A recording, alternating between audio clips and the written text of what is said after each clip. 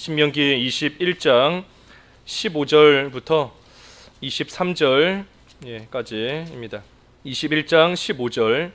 어떤 사람이 두 아내를 두었는데 하나는 사랑을 받고 하나는 미움을 받다가 그 사랑을 받는 자와 미움을 받는 자가 둘 다 아들을 낳았다 하자. 그 미움을 받는 자의 아들이 장자이면 자기의 소유를 그의 아들들에게 기업으로 나누는 날에 그 사랑을 받는 자의 아들을 장자로 삼아 참 장자 곧 미움을 받는 자의 아들보다 앞세우지 말고 반드시 그 미움을 받는 자의 아들을 장자로 인정하여 자기의 소유에서 그에게는 두 몫을 줄 것이니 그는 자기의 기력의 시작이라. 장자의 권리가 그에게 있음이니라. 사람에게 완악하고 패역한 아들이 있어 그의 아버지의 말이나 그의 어머니 말을 순종하지 아니하고 부모가 징계하여도 순종하지 아니하거든 그의 부모가 그를 끌고 성문에 이르러 그 성읍 장로들에게 나아가서 그 성읍 장로들에게 말하기를 우리의 이 자식은 완악하고 패역하여 우리 말을 듣지 아니하고 방탕하며 술에 잠긴 자라 하면 그 성읍의 모든 사람들이 그를 돌로 쳐 죽일지니 이같이 내가 너희 중에서 악을 제하라. 그리하면 온 이스라엘이 듣고 두려워하리라. 사람이 만일 죽을 죄를 범함으로 내가 그를 죽여 나무 위에 달거든 그 시체를 나무 위에 밤새도록 두지 말고 그날에 장사하여 내 하나님 여호와께서 내게 기업으로 주시는 땅을 더럽히지 말라. 나무에 달린 자는 하나님께 저주를 받았음이니라. 제목은 장자의 권리입니다. 장자의 권리. 장자의 권리.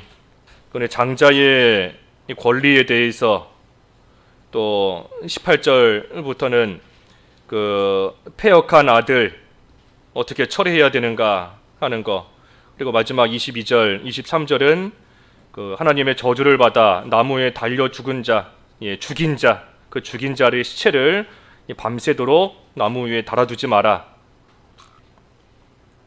이 세 가지 내용이 나와 있습니다. 이 장자에 관한 것인데, 장자, 맏아들, 첫째 아들, 장자.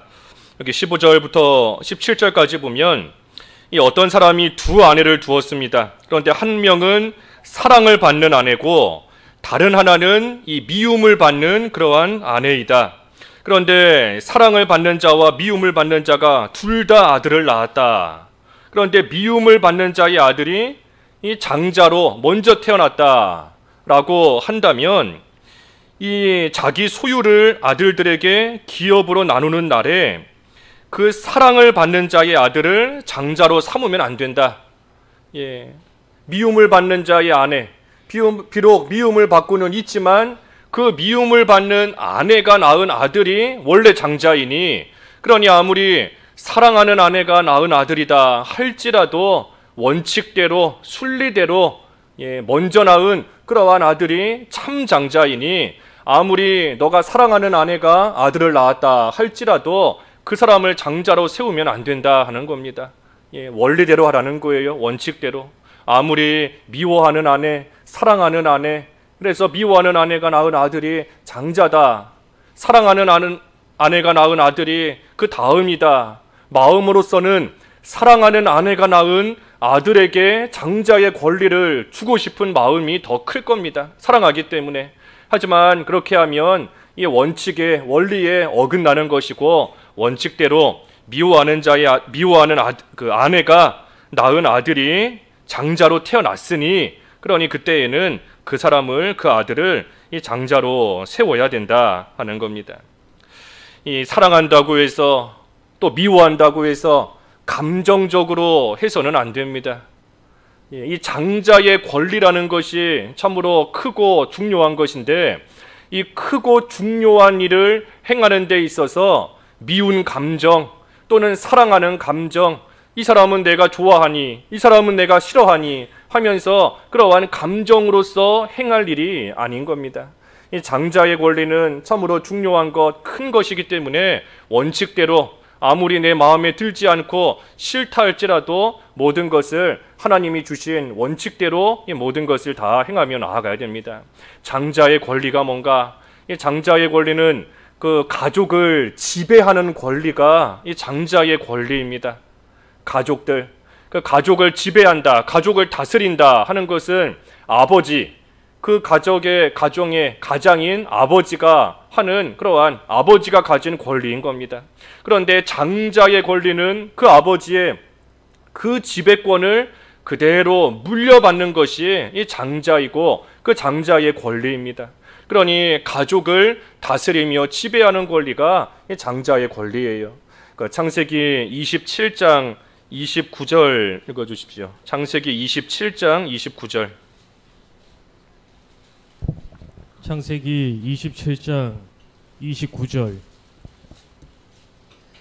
만민이 너를 섬기고 열국이 내게 굴복하리니 내가 형제들의 주가 되고 내 어머니의 아들들이 내게 굴복하며 너를 저주하는 자는 저주를 받고 너를 축복하는 자는 복을 받기를 원하노라. 예, 지금 이삭이 그 야곱에게 속아서 야곱에게 장자의 지금 축복을 해주는 그러한 내용입니다.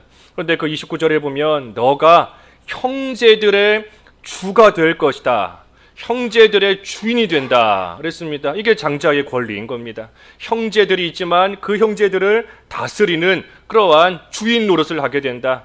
예, 지배권을 말하는 거예요.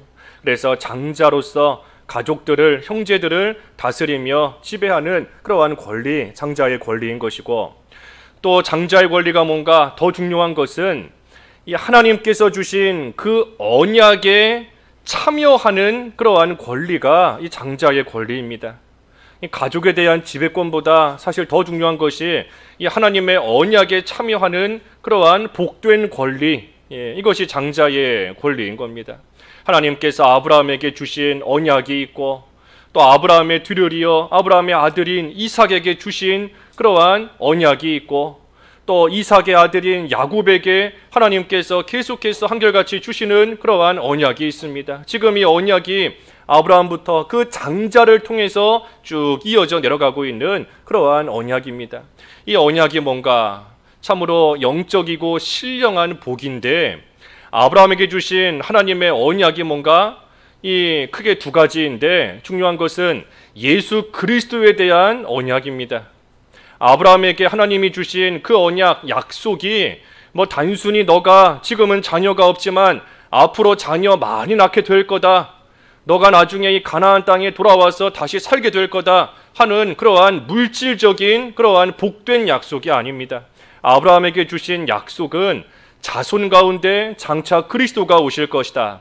그래서 예수 그리스도에 대한 약속이고, 또한 가나안 땅을 주신다. 장차 그 예수님을 믿는 자에게 영적인 가나안 땅, 천국, 하늘나라를 주신다 하는 그러한 약속이 이 아브라함에게 하나님께서 주신 그러한 언약이에요. 그래서 예수 그리스도에 대한 그러한 귀한 약속이 하나님께로부터 주어졌는데, 그 예수님에 대한 그 언약, 그래서 이제 장차 오실, 아직 구약시대이니까 장차 오실 그리스도를 통해서 하나님이 주시는 신령한 복, 그리스도를 통해 주시는 신령하고 영적인 복, 그 복에 온전히 참여할 수 있는 그러한 권리를 이 장자의 권리라고 하는 겁니다. 그러니 야곱은 이 장자의 권리가 참으로 이렇게 귀한 것이구나 하는 것을 깨달았기 때문에 그 장자의 권리, 장자의 명분을 어떻게 하든 자기 걸로 차지하고자 애를 쓰고 나아갔습니다. 비록 야곱이 했던 그러한 수단과 방법은 옳은 것은 아닙니다. 옳지 않아요.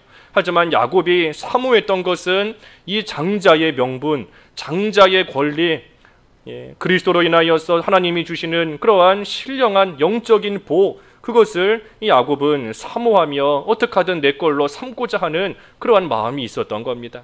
반면에 에서는 팥죽 한 그릇에 이 장자의 명분을 야곱에게 팔아버렸지 않습니까? 팥죽이라는 것은 영적인 복에 비교되는 이 물질적인 복을 말하는 겁니다.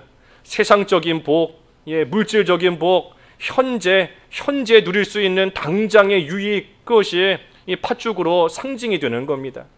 에서가 사냥 갔다 와서 배가 너무나 고프고 힘든 가운데 있는데, 그 힘든 거, 육신적인 그러한 현재의 일들을 해결하고 현재의 만족을 얻기 위해서 팥죽 한 그릇에 장자의 명분을 맞바꿔서 팔아버린 겁니다.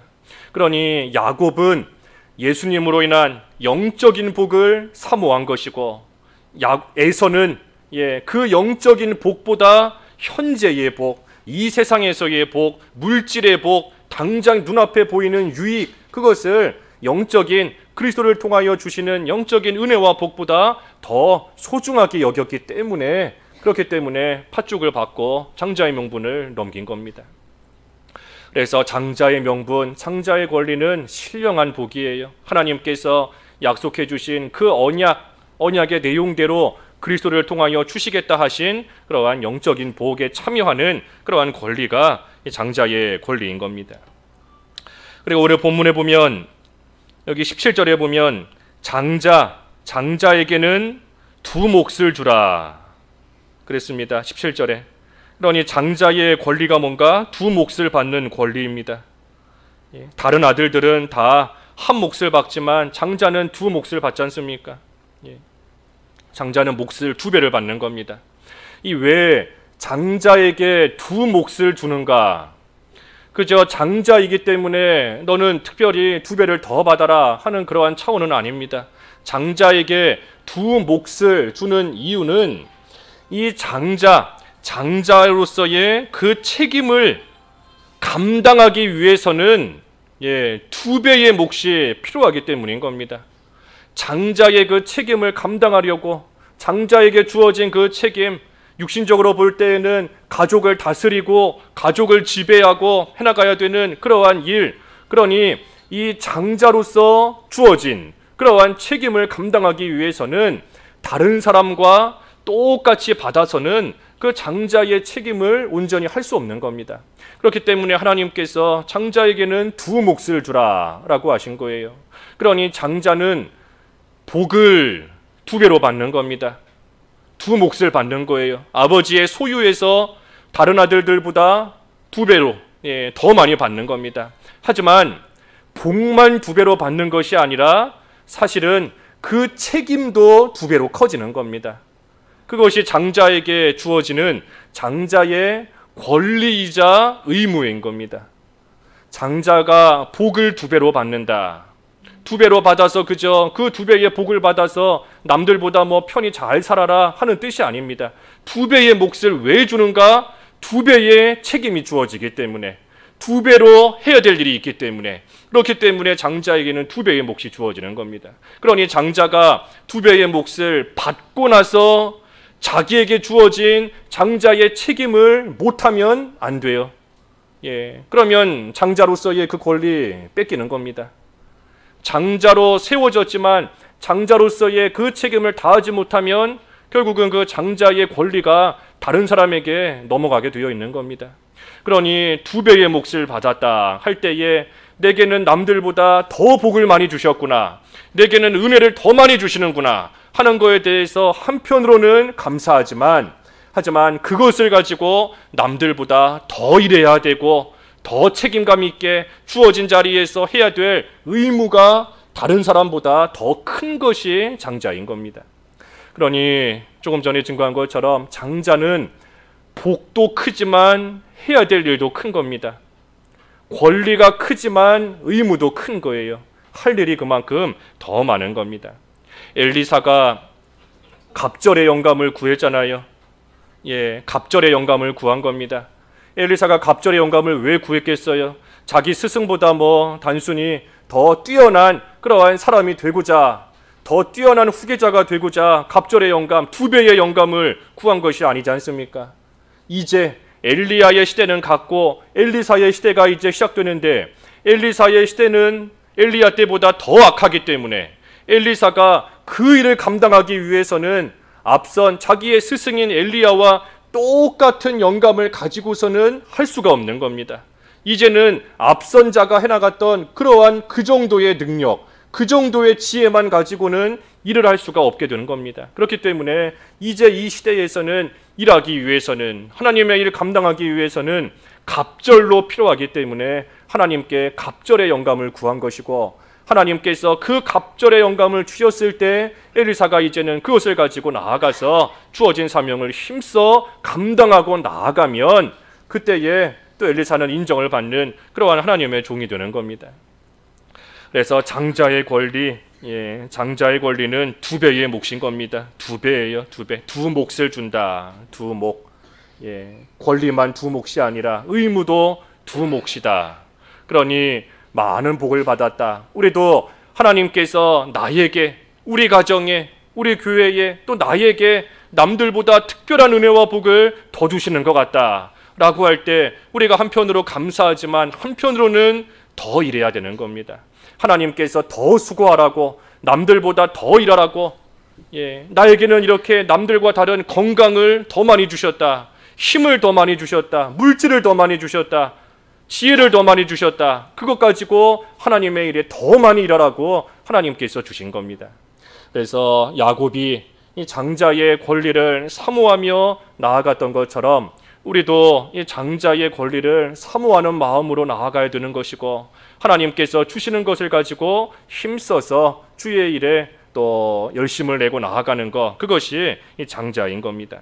오늘날은 이 육신의 장자가 중요한 것이 아니라 이 교회에서 또 가정에서 누가 장자인가, 이 믿음을 잘 지키는 자가 장자입니다. 믿음을 잘 지키는 자가 장자예요. 먼저는 예수님을 믿는 자고, 우리 히브리서 11장 23절인가요? 히브리서 11장 23절 읽어봐 주시죠. 히브리서 11장 23절. 믿음으로 모세가 났을 때 그 부모가 아름다운 아이임을 보고. 11장 23절 맞나요? 히브리서 12장 23절. 히브리서 12장 23절. 하늘에 기록된 장자들의 모임과 교회의 만민의 심판자이신 하나님과 및 온전하게 된 의인의 영들과. 여기 하늘나라에서의 모임을 가리켜 장자들의 모임이다 그랬습니다. 장자들의 모임이다. 여기 장자라는 것은 아들인 것인데, 물론 오늘 본문처럼 첫째 아들, 맏아들이기도 하고, 여기서 말하는 장자, 예수님을 믿는 자들을 말하는 겁니다. 예수님을 믿는 자에게 하나님께서 주시는 기업, 하늘나라의 유업이 있기 때문에 여기 하늘나라를 가리켜 장자들의 모임이다. 믿는 자를 가리키는 거예요. 그러니 장자가 누군가? 먼저는 예수님을 믿는 자고, 특별히 믿는 자 가운데 더 힘써서 믿는 생활을 잘 해나가는 자, 그러한 자가 이 장자의 권리를 누리는 그러한 자가 되는 겁니다. 그러니 교회 안에서도 오래 믿었다, 그러한 자가 장자가 아니에요. 믿는 생활 잘하는 자가 장자인 것이고, 가정에서도 나이가 많다, 그러한 자가 장자가 아니라 가정에서도 믿는 생활 가장 열심히 잘하는 자가 장자인 겁니다. 교회도 마찬가지예요. 장자 역할을 하는, 믿음에서 가장 바로 서서 하나님의 일에 충성할 때 또한 그러한 곳이 또한 장자 역할을 하는 겁니다. 그러니 이 장자라는 것이 무슨 명예, 무슨 명예를 얻는 그러한 자리가 아닌 것이고, 계속 오늘 증거하는 것처럼 권리와 의무가 남들보다 더 많이 주어지는 자리다. 권리와 의무가 더 많이 주어진다. 그러니 권리만 누리면 안 되는 것이고, 의무해야 되는 그 일을 마땅히 잘 해야 되는 것이 이 장자이다. 이 장자의 위치에서 바로 하지 못하면 이 장자의 그 귀한 자리가 다른 사람에게 넘어가 버립니다.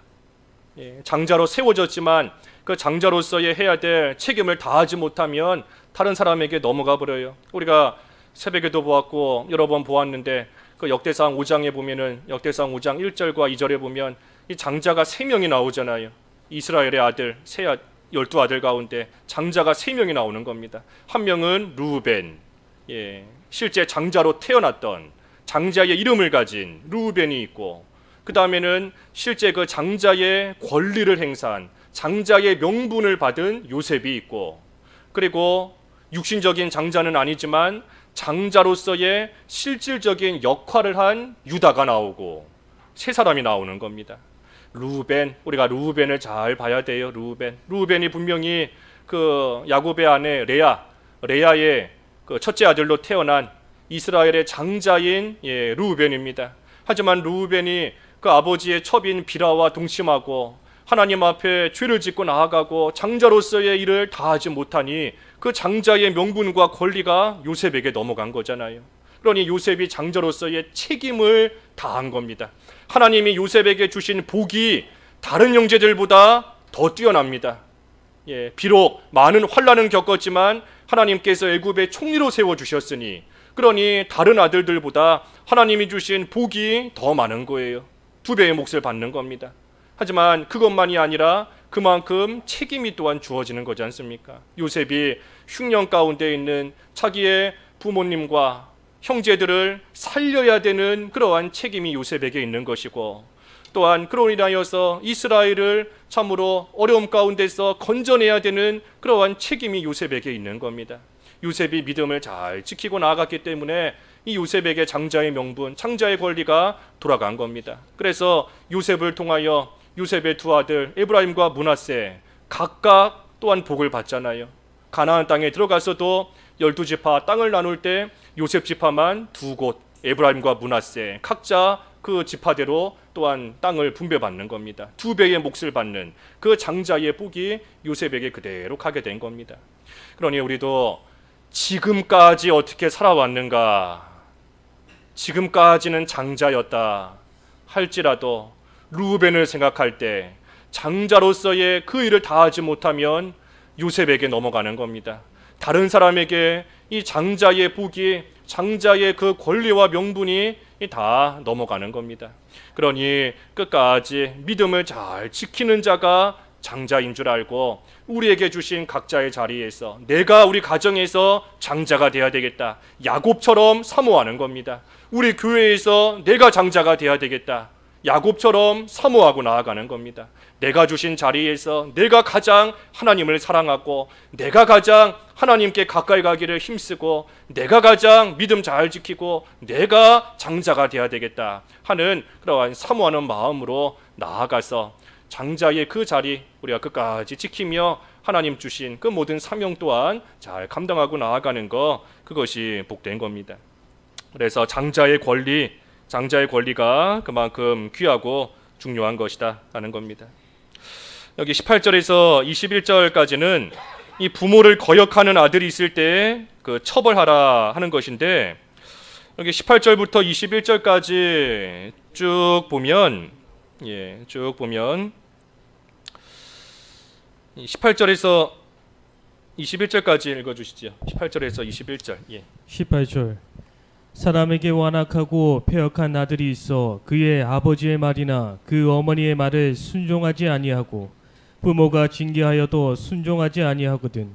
그의 부모가 그를 끌고 성문에 이르러 그 성읍 장로들에게 나아가서 그 성읍 장로들에게 말하기를 우리의 이 자식은 완악하고 패역하여 우리 말을 듣지 아니하고 방탕하며 술에 잠긴 자라 하면 그 성읍의 모든 사람들이 그를 돌로 쳐 죽일지니 이같이 내가 너희 중에서 악을 제하라. 그리하면 온 이스라엘이 듣고 두려워하리라. 그 아까 장자의 권리 여러 가지가 있는데 그 3가지만 본 겁니다. 하나는 그 가족을 지배하는 지배 권리다, 지배할 수 있는 권리다. 창세기 27장 그 29절이었고, 그 두 번째가 하나님의 언약을 그 물려받는 권리다 그랬습니다. 그거는 우리 여러 군데 나와요. 창세기 12장 3절이나 창세기 12장 3절이나 또 15장 5절, 또 이삭에게 주신 것도 있는데 22장 18절, 또 뭐 여러 군데 나옵니다. 한 군데만 더 보면 28장 4절. 그래서 하나님의 언약에 참여하는 그러한 권리다. 그리고 세 번째가 그 두 몫을 받는 권리다. 그거는 오늘 본문 17절에 나와 있습니다. 여기 사람에게 패역한 아들이 있다. 아버지의 말이나 어머니의 말을 순종하지 않는다. 그래서 먼저는 부모가 징계하는 겁니다. 말을 듣지 않으니 부모가 먼저는 징계해요. 그런데도 순종하지 않으면 그 다음에 어떻게 하는가? 부모가 그를 끌고 성문에 이르러서 성읍 장로들에게 나아갑니다. 그래서 장로들에게 말하는 거예요. 우리의 이 자식은 완악하고 패역하여 우리 말을 듣지 않는다. 그래서 방탕하며 술에 잠긴 자라 하면 성읍의 모든 사람들이 그 아들 돌로 쳐서 죽여야 된다 했습니다. 그러니 부모의 말을 듣지 않을 때 먼저는 부모가 징계하는 겁니다. 부모의 선에서 부모가 먼저 잘 징계하는 거예요. 그러니 부모의 말을 그때라도 이 패역한 아들이 잘 듣고 돌이키면 소망이 있고 살 수 있는 겁니다. 하지만 부모가 징계하는데도 듣지 않는다라고 하면 성읍의 장로들에게 데려가는 것이고, 그래서 끝까지 듣지 않고 돌이키지 않으면 결국에는 성읍의 모든 사람들이 돌로 쳐서 죽인다. 왜 이렇게 하는가? 21절 마지막에 있는 것처럼 그리하면 온 이스라엘이 듣고 두려워하리라. 모든 이스라엘로 하여금 두려움으로 삼기 위해서, 경계로 삼기 위해서 이와 같이 하는 겁니다. 그래서 모든 사람이 돌로 쳐서 죽이는 거예요. 모든 사람이. 부모를 거역하고 패역하면 결국은 이렇게 죽임을 당할 수밖에 없다 하는 것을 모든 성읍의 사람들이 보고 알게끔 하기 위해서 지금 이와 같이 하는 겁니다. 여기 부모 말을 듣지 않았는데 돌에 쳐서 죽임을 당한다 하는 것이 너무 잔인하고 끔찍한 거 아닌가 하는 그러한 생각이 들 수 있습니다. 하지만 여기 부모를 거역한다 하는 것이 단순히 부모의 말을 듣지 않는 그러한 것을 말하는 수준이 아닙니다. 단순히 부모의 말 불순종하고 부모를 거역한다 하는 그러한 수준이 아니라 여기서 지금 말하는 이 내용은 하나님의 언약을 파기하는 것을 말하는 겁니다. 하나님의 언약을 파기하는 거예요. 이게 무슨 말인가 하면 우리 앞에 신명기 그 5장에서 10계명에서 이미 보았습니다. 우리 10계명 다 알고 있잖아요. 10계명 5번째 계명이 내 부모를 공경하라 하는 것인데, 하나님께서 정확히 뭐라 하셨는가 다시 한번 보면 그 앞에 신명기 5장 16절에 보면, 신명기 5장 16절에 단순히 부모를 공경하라 하고 끝난 게 아닙니다.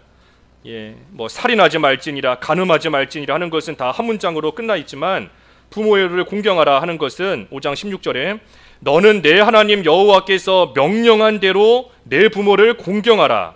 그리하면 내 하나님 여호와가 내게 준 땅에서 내 생명이 길고 복을 누리리라. 그러니 이 자체가 이미 하나님의 약속인 겁니다. 하나님의 언약인 거예요. 하나님께서 먼저 명령하신 겁니다. 하나님께서 명령하신 대로 부모를 공경하라. 하나님의 명령인 겁니다. 하지만 명령으로만 끝나는 것이 아니라 하나님의 약속이다. 왜냐하면 바로 이어서 그리하면 내 하나님 여호와가 내게 준 땅에서 생명이 길고 복을 누리리라. 그러니 부모를 공경하라 하는 것인데, 이 말씀을 불순종하고 어긴다 하는 것이 단순히 부모 공경을 떠나서 하나님의 언약을 깨트리고 이 하나님의 언약을 지금 이 파기하는 그러한 내용인 겁니다. 그렇기 때문에 하나님께서 그러한 자 죽이라, 그리고 그것을 이스라엘로 하여금 이 경계로 삼게 지금 하신 겁니다. 그 일에 있어서 부모가 앞장서는 겁니다. 자기 자녀를 죽이는 일에 있어서 부모가 앞장서는 거예요. 부모를 거역했어도 그 부모가 그냥 숨기고 쉬쉬하고 넘어가면 그 자기 아들 안 죽을 수 있는 겁니다.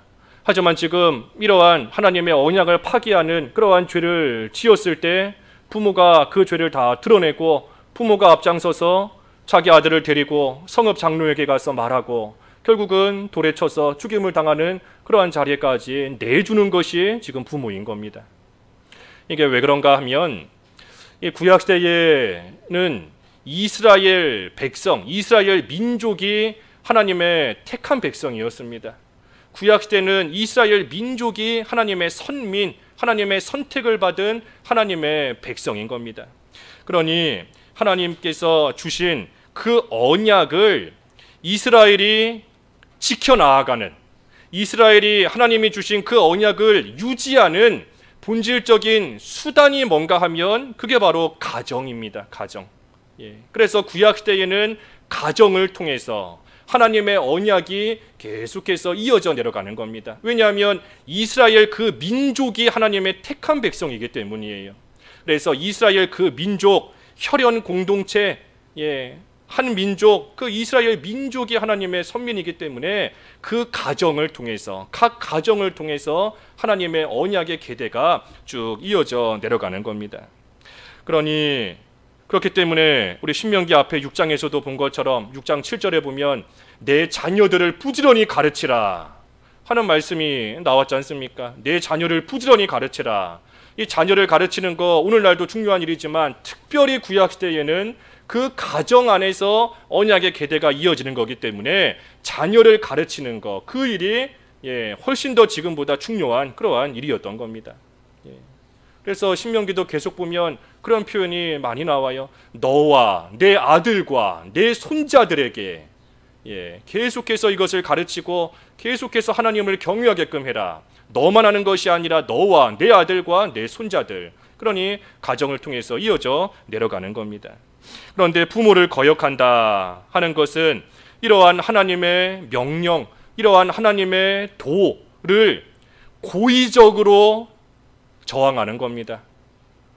그러니 단순히 부모를 공경하지 않는다는 차원이 아니라 하나님의 명령을 고의적으로 지금 반항하는 것이고 하나님의 언약을 고의적으로 지금 깨트리며 거기서 지금 이탈하고자 하는 그러한 큰 죄가 되는 거예요. 그렇기 때문에 죽임을 당하는 겁니다. 그러니 오늘 여기 18절에서 21절까지의 말씀이 문자적으로만 보면 아니 어떻게 부모가 자녀를 죽일 수 있는가? 그것도 그냥 죽이는 것도 아니고 모든 성읍의 사람들이 돌로 쳐서 죽이는 그러한 참 이 비참하고 끔찍한 그러한 죽음에 어떻게 자기 자녀를 부모가 내어줄 수 있는가? 우리가 문자적으로만 보면 좀 이거 과한 거 아닌가 하는 부모에게 순종하지 않았다고 해서 이렇게 죽여야 되는가 하는 좀 과한 그러한 내용으로 또 이해가 될 수도 있습니다. 하지만 그것이 아니라 이 규례의 목적은 하나님의 언약이다 그랬는데 하나님의 언약을 지키고 유지하고 해나가는 그 일에 있어서 누구보다 부모의 책임이 크다 하는 겁니다. 부모의 책임이 크다는 거예요. 하나님이 주신 그 언약을 잘 지켜나가는 거, 하나님이 주신 그 언약을 유지해 나가는 거, 그래서 언약 백성으로서의 그 계대가 끊어지지 않고 계속 이어져 내려가는 그 일에 있어서 부모의 역할이 크고 부모의 책임이 그만큼 중요하다 하는 것을 우리에게 가르쳐주는 것이 이 규정의 목적인 겁니다. 그러니 이것을 그저 잔인하다, 끔찍하다 하는 정도로 이해하면 안 됩니다. 그것이 아니라 그만큼 이 부모로서의 책임이, 역할이 크다, 중요하다 하는 것을 우리가 알아야 되는 겁니다. 하지만 오늘날 신약시대는 구약과 다르게 이스라엘 그 민족이 하나님의 백성이 아니지 않습니까? 구약시대에는 이스라엘 민족이 하나님의 택한 백성이었지만 오늘날은 영적인 이스라엘, 다시 말해 예수님을 믿는 그러한 성도, 교회가 하나님의 택한 백성이에요. 그러니 우리는 구약시대의 혈육적인 민족적인 이스라엘과 오늘날 영적인 이스라엘 가운데 이 소위 말하는 그 연속성, 그러니 구약시대의 민족적인 이스라엘, 오늘날 영적인 이스라엘이 계속해서 이어져 가고 있다. 우리는 그것을 믿는 겁니다. 끊어진 게 아니에요. 구약시대의 이스라엘은 이스라엘 민족 별개고 신약시대 오늘날은 영적인 이스라엘 교회 별개고 각자가 다른 집단이 아닌 겁니다. 구약시대의 민족적인 이스라엘과 오늘날 영적인 이스라엘, 다시 말해 교회는 계속해서 연결되어서 한 흐름 속에서 가고 있는 겁니다. 이것을 믿지 않는 게 좀 낯선 표현이지만 그 세대주의라는 사람들이 있어요. 세대주의가 규모가 큽니다. 규모가 커요. 여기서 뭐 이름을 언급하기는 그렇지만 우리 그 미국의 유명한 목사님들, 우리 뭐 유튜브만 찾아봐도 유명한 목사님들 설교도 있고 또 요즘에 그 여러 가지 책들도 번역돼서 많이 있는데 사실 우리가 이름 대면 알만한 분들 가운데 이 세대주의 목사님들이 많습니다. 근데 이 세대주의라는 것이 좀 우리 교단의 색깔과 비슷한 면이 좀 있어요. 그러다 보니까 우리가 그런 설교 듣고 그런 책 읽다 보면 이거 은혜가 된다, 우리랑 비슷한 것 같다 하면서 좀 우리가 이렇게 쉽게 동화될 수가 있습니다. 하지만 이 세대주의라서 이제 거기는 구약 별개, 신약 별개, 우리 예수님 장차 재림하실 때에 회복되는 것은 구약의 그 민족적인 이스라엘이다. 그래서 우리와 믿는 것과는 완전히 다릅니다. 그래서 우리가 잘 좀 구분을 하기는 해야 돼요.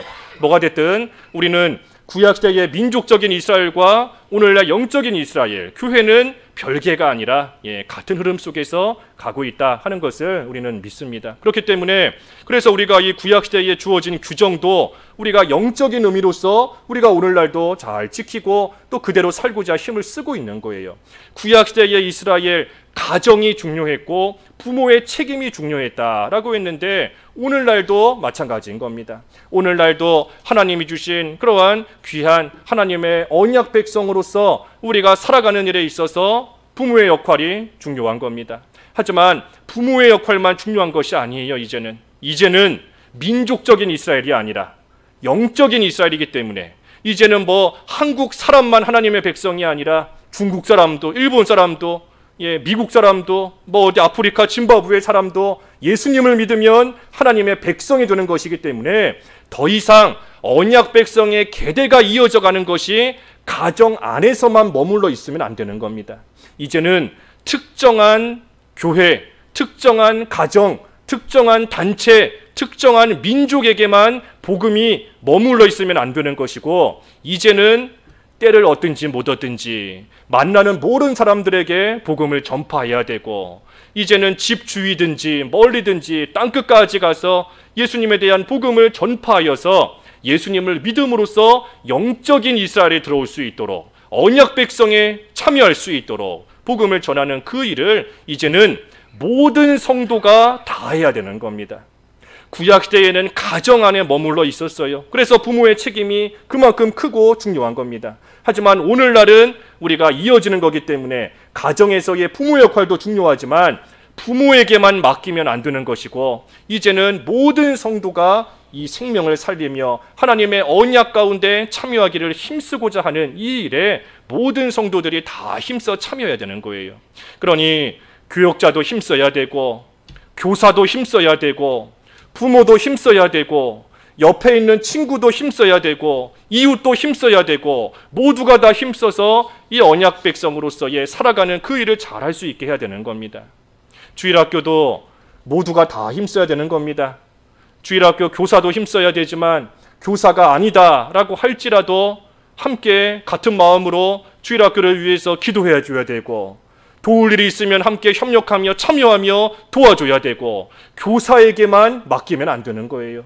교사에게만 그저 알아서 해라. 주일학교 학생들 너가 맡았으니 너가 살려라. 알아서 해라. 교사에게만 맡기면 안 되는 겁니다. 또 부모에게만 맡겨서도 안 되는 겁니다. 모두가 함께 해야 되는 거예요. 오늘날은 모두가 함께. 교사도 열심히 아이들을 위해 기도하며 살리며 가르쳐야 되지만 가정에서 부모도 이 아이를 육신적으로만 양육해서는 안 되고 영적으로 가정에서 부모가 책임감을 가지고 또한 이 자녀를 믿음 안에서 잘 길러내야 되는 그러한 책임이 있는 겁니다. 또 아까 말한 것처럼 교사와 부모뿐만이 아니라 옆에 있는 모든 성도들도 모두가 함께 영적인 자녀를 길러가는 영적인 이스라엘로서 굳건히 서는 그러한 마음과 각오로서 모두가 함께 해야 되는 겁니다. 함께.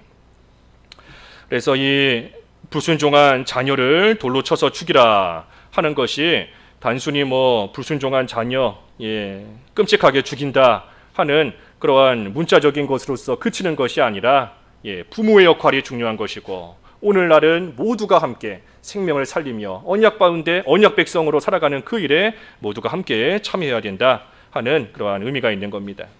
이 마지막으로 22절과 23절에 보면 이 죄를 범해서 죽여서 나무에 달았다. 그러면 그 시체를 밤새 달아두지 말고 그날에 장사하라 그랬습니다.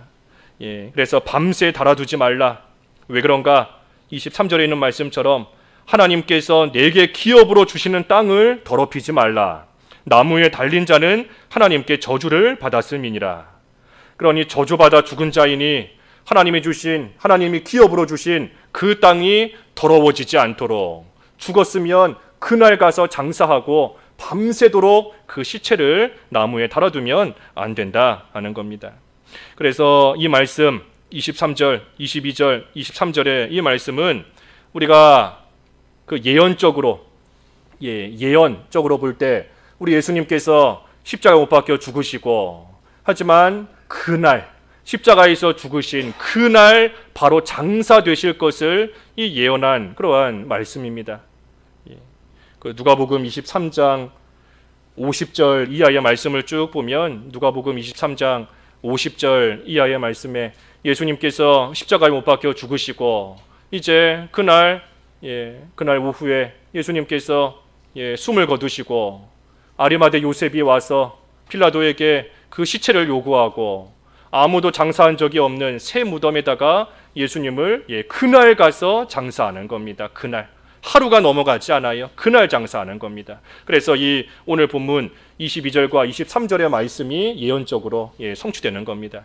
그리고 한 가지 중요한 것은 영적인 의미인데, 이 나무를 밤새도록 나무에다가 시체를 달아주지 마라. 영적인 의미인 것인데, 이것은 그날 해야 될 거 그날 해결하라는 겁니다. 그날 해야 될 일은 그날이 넘어가고 난 다음까지 두지 말고, 그날 해결해야 될 문제는 그날 다 해결하라는 거예요. 특별히 죄의 결과, 지금 이 나무에 달려 죽었다 하는 자는 죄 때문에 죽은 거지 않습니까? 그러니 죄의 결과를 그날 바로 해결하라는 겁니다. 회개할 일이 있다라고 하면 하루를 넘기지 말고 그날 회개하라는 거예요. 그날. 내일 회개해야 되겠다, 조금 있다가 회개해야 되겠다 하는 것이 아니라, 하루가 가기 전에 회개할 것 생각났으면 그날 회개하라는 것이고, 다른 사람과 화해할 일이 있으면 하루 넘기지 말고 그날 화해하라는 것이고, 분을 품어도 해가 지도록 품지 마라 그랬는데, 속상한 일이 있어도 해가 지도록 다음 날 넘어가도록 품고 있지 말고, 속상하고 분낼 일이 있어도 그날 해결하라는 겁니다. 그날. 그렇지 않으면 해가 지도록 분을 품지 마라, 마귀에게 틈을 주지 마라 그랬는데, 반드시 마귀가 틈타고 들어옵니다. 그날 해결해야 될 문제 그날 하지 않고 나아가면 마귀가 틈타게 되어 있어요. 마귀가 그 틈을 타고 들어와서 분내는 마음 더 커지게 만들고, 화해하지 못한 거 더 미워지게 만들고, 죄에 대해서 회개하지 않은 거 더 죄짓게 만들고, 마귀가 틈타오는 겁니다. 그러니 22절과 23절의 말씀이 예언적으로 볼 때에는 우리 예수님께서 그날 장사되실 것을 가리키고, 하지만 영적인 의미로서는 죄의 결과를 내일로 미루지 말고 오늘 바로바로 해결하고, 회개할 거 오늘 회개하라, 없앨 거 오늘 없애라. 그래서 남겨두지 말고 오늘 다 없애라는 겁니다. 남겨두면 안 돼요. 우리 마태복음에서 본 것처럼 홀이라도 남김없이 그랬는데, 한 푼이라도 남기지 마라 그랬는데, 남기지 말고, 하나도 남기지 말고 오늘 없앨 거 오늘 없애라는 겁니다. 그래서 우리가 오늘 세 가지 규정 하나님께서 주신 거 보았는데, 중요한 것은 장자의 권리예요. 장자의 권리. 하나님께서 사모하는 자에게, 믿음을 지키는 자에게 하나님이 주시는 은혜와 복이 반드시 있습니다. 하지만 그 은혜와 복 그저 나 혼자 누리라고 주시는 것이 아니라, 그만큼 할 일이 있고 책임이 있는 줄을 알고 하나님이 주신 장자의 자리에서 끝까지 그 책임, 사명감 잘 감당하고 나아가서 하나님께서 주신 귀한 장자의 자리 끝까지 지키고, 장자의 모임 가운데 온전히 참여하는 그러한 저희들 되어야 되겠습니다. 말씀 잠깐하면서 잠깐 기도하시죠. 기도하겠습니다. 하나님 아버지, 장자에게 2배의 몫을 주신다 하셨는데, 저희들 예수님을 믿어 장자가 되게 하신 것을 먼저 감사합니다. 예수님을 잘 믿음으로써 장자에게 주시는 그 복을 온전히 받아 누리는 저희들 되게 하여 주시옵시고, 복과 은혜만 받아 누리는 것이 아니라 장자로서의 의무와 해야 될 일과 사명도 함께 주신다 하셨사오니, 그 일을 잘 감당하여서 하나님이 주신 귀한 장자의 자리를 끝까지 지켜나가며 하나님이 주시는 은혜 가운데 끝까지 거할 수 있는 저희 모두가 될 수 있게 하여 주시옵시고, 또한 죄 지은 일, 바로 하지 못한 일 하루가 가기 전에 해결하라 하셨사오니, 하나님 앞에 회개할 거 오늘 회개하게 하여 주시옵시고, 화해하며 분을 품었던 거 하나님 앞에 바로 하지 못한 것 오늘 온전히 회개하고 해결하고 나아감으로써 하나님께서 거룩한 자로 삼아주신 저희들 거룩한 성도로서의 그 신분을 깨끗하게 유지하며 하나님 보시기에 온전한 모습으로 하나님 앞에 주신 사명 잘 감당해 나아갈 수 있는 저희들 될 수 있도록 인도하여 주시옵소서. 예수님의 이름으로 기도하옵나이다. 아멘.